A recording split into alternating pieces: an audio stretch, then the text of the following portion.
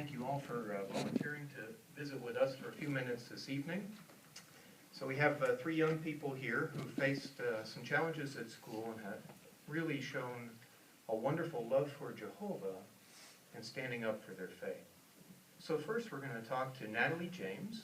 So Natalie, so everybody knows, how old are you? I am 9 years old.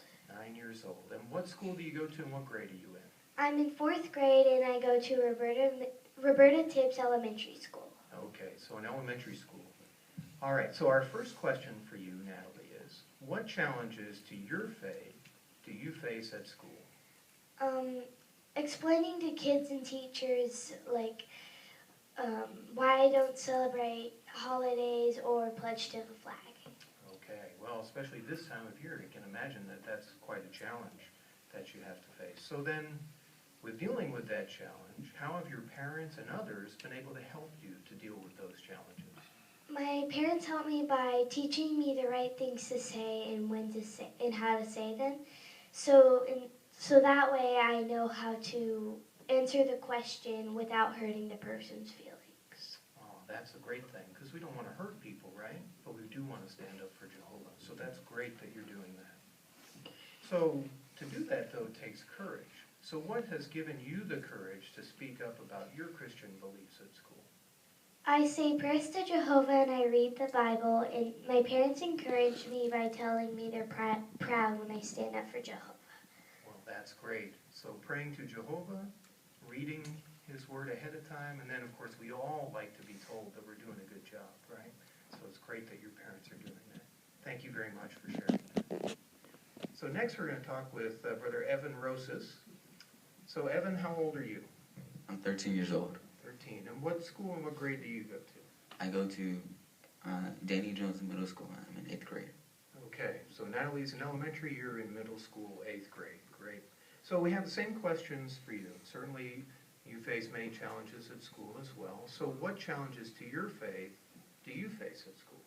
Well, I'm grateful I don't have to face that many challenges, but I do have to face a couple of them, such as explaining why I can't attend school assemblies such as 9/11 or Veterans Day, or religious holidays such as Christmas or Easter. Okay, so you have some of the same as Natalie, but a few different as well. So then how have your parents and others helped you to be able to deal with these challenges? Well, they help me prepare ahead of time to help me explain to either the teachers or the students why I can't participate in these things, instead of just saying it's against my religion. Okay, well that's great. So instead of just saying that, you actually are ready to make a defense and explain to them the reason why you take that course. That's super. Okay, so then, again, just like with Natalie, we know this takes courage to face other people and be different. So what has helped to give you the courage to speak up in these circumstances? Well, I was learned to have hope and to live in the new earth and paradise, and I'm able to see my lost loved ones. In order to do that, I have to not be afraid or embarrassed to really reveal my beliefs, and doing that makes Jehovah happy.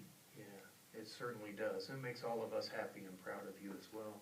And certainly keeping that hope that we have for the future clearly in mind, that good example can help each of us to be able to face those challenges. So thank you very much for sharing that with us. Okay, and then our last young person that we're going to talk to is Bianca Esquivel. Bianca, how old are you? I'm 16 years old. And what grade and what school do you go to? I'm in 11th grade and I go to Mansfield High School. Okay, so a high schooler. So elementary, middle, and high school. Great. Okay, so challenges change. Of course, people change as we get older and we face different circumstances. So what kind of challenges to your faith do you face in high school?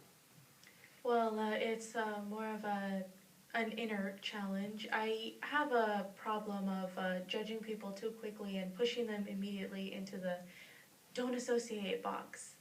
So I completely overlook the fact that maybe there's a certain situation that's putting this person in this frame of mind, and that maybe I can help them biblically. Okay, so you're looking for an opportunity then to be able to talk to them about Jehovah's standards. Okay, I can see how that could be a challenge, because bad association is something we want to avoid, but we also want to help people through God's Word. Okay, so then how have your parents and others helped you to be able to be balanced and face this challenge? Well, I usually always tell my mom all of my problems that I have from school.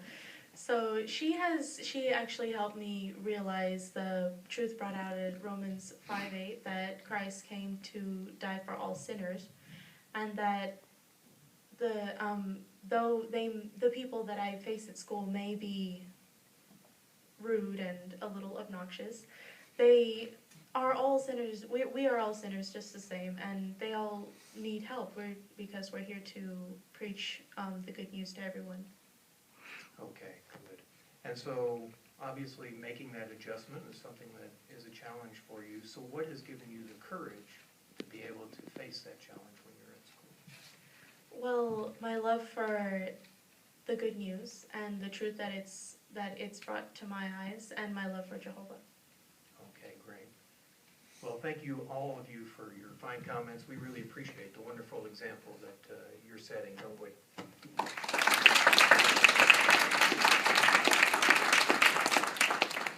And so it was interesting in talking to these young ones ahead of time. You see a repeated pattern that isn't really surprising to any of us, is that their parents have worked with them and helped them to know the truth, to really build up a love for Jehovah, and then also help them to prepare ahead of time when they face these situations. How are they going to handle them, and what are they going to say? So really we can see that they took the opportunity ahead of time to draw close to Jehovah so they could deal with these challenges. And so now we're going to give our attention to Brother Johnson as he helps us to appreciate and look forward to our study of the Draw Close to Jehovah